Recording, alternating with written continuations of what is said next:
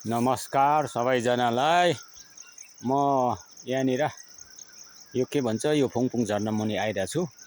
अनि यहाँ चाहिँ यो रुखहरू वनफरानी गरेर यो काटिराखेको रहेछ। सबै ध्वस्त बनाएको रहेछ। मेरो विचारमा यो यसरी यो रुखहरू चाहिँ काट्नु चाहिँ हुँदैन। काटे पनि यसलाई रोप्नुपर्छ।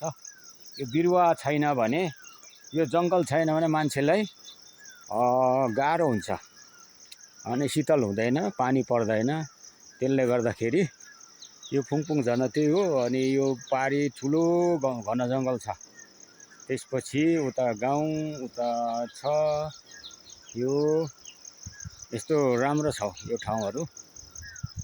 त्यसले गर्दाखेरि यहाँनिर म खास यो घुम्न आएको, यो जङ्गल घुम्नु आएको। अनि त्यसले गर्दाखेरि यहाँ कति गर्मी छ, तर पनि यो जङ्गलले गर्दाखेरि त्यति गर्मीको महसुस छैन।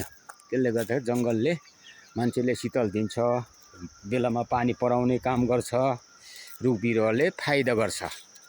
त्यसले गर्दाखेरि फुङफुङ झर्ना, त्यो झर्ना काठमाडौँदेखि मान्छेहरू त्यहाँनिर घुम्न आउँछन्।